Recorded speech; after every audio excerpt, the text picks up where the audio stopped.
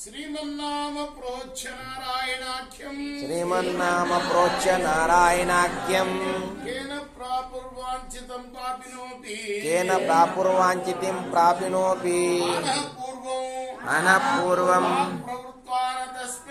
వాక్ప్రవృత్తాన తస్మిన్ కేన ప్రాప్తం గర్భవాసాది దుఃఖం. ఎంతటి పాపం చేసిన వాళ్ళైనా సరే నారాయణ అనే పవిత్ర నామాన్ని స్మరిస్తే చాలు సకల శుభాలు పొందుతారు. కార్తీక పురాణంలో మనం చెప్పుకున్నాం కదా, అజామీళోపాఖ్యానం. కేవలం వాడి కొడుకు పేరు నారాయణ అంటే చనిపోయేటప్పుడు నారాయణాన్ని స్మరించగానే వాడికి వైకుంఠ ప్రాప్తి కలుగుతుంది కదా. అదే చెప్తున్నారు, ఎంత పాపాత్ముడైనా నారాయణ అనే మంత్రాన్ని స్మరిస్తే చాలు వాడికి సకల శుభాలు కలుగుతాయి. కానీ నేను బహుశా పూర్వం నా నోట ఆ నారాయణ మంత్రాన్ని ఉచ్చారణ చేయలేకపోయినందువల్లనే మళ్ళీ గర్భంలో పడ్డాను. అర్థమైందా? నారాయణ వాడికి వైకుంఠం లభించిందని ఇప్పుడే చెప్పుకున్నా కదా. వైకుంఠం అంటే మళ్ళీ ముక్తి అన్నమాట. ఇంకా మళ్ళీ ఏ గర్భవాసం లేకుండా ముక్తి. గర్భవాసం అంటే ఎంత కష్టం. జన్మ దుఃఖం, జరా దుఃఖం, రెండు కూడా దుఃఖమే. మధ్యలోనే కొంచెం సుఖం. అంతేగాని కడుపులో బిడ్డ నరకయాతన పడతాడు, ముసలితనం వచ్చిన తర్వాత కూడా నరకయాతన పడతాడు. ఈ గర్భవాస దుఃఖం కలిగింది ఎందువల్ల అంటే నేను మళ్ళీ మానవుడిగా ఎందుకు పుట్టాను అని కులశేఖరుడు అనే రాజు చెప్తున్నాడు అనమాట. నేను బహుశా నారాయణ మంత్రం ఉచ్చరించి ఉండను పూర్వజన్మలో, అందుకోసమే ఈ కష్టం కలిగింది. అండాల్ శరణం. ఇప్పుడు మనం మా గురువు గారు శ్రీనాథ్ జీవి రంగాచార్య గారు రాసిన గోదాదేవి కథ, తిరుమల తిరుపతి దేవస్థానం వాళ్ళు ప్రచురించిన గోదాదేవి గ్రంథం నుండి ఒకటి రెండు పుటలు చెప్తున్నాం.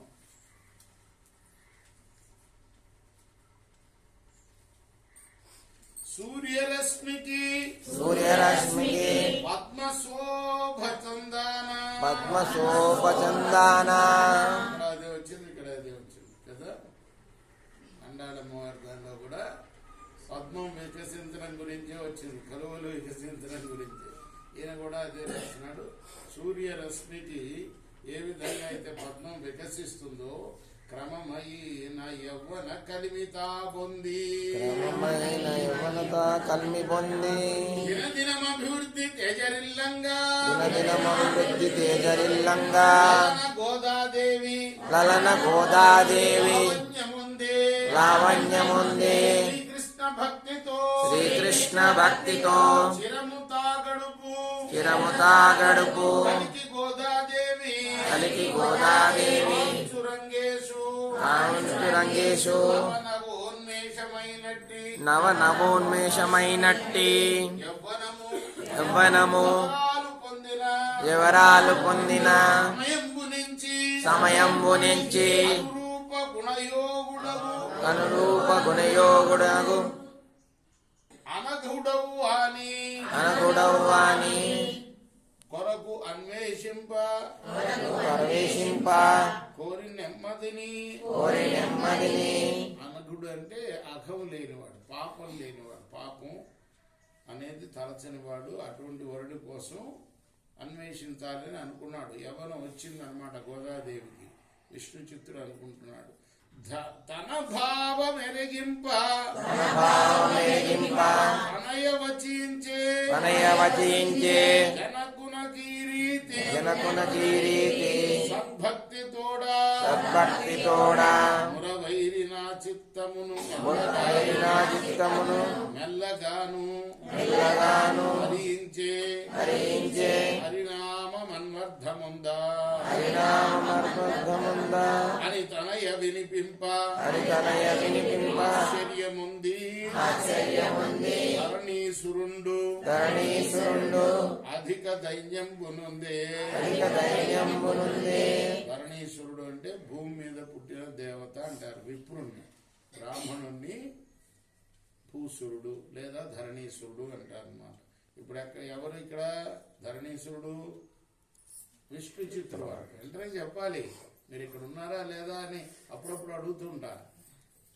మనుషులు ఉండొచ్చు, మనసు ఎక్కడో తిరుగుతూ ఉంటుంది అనమాట. ఎక్కడ చెప్పరా అని తనయ్య వినిపింప ఆశ్చర్యముంది ధరణీసులుండు అధిక దైన్యంబునుంది ఆమోదముందితి అమ్మనీనుడులా అకళంక భక్తితో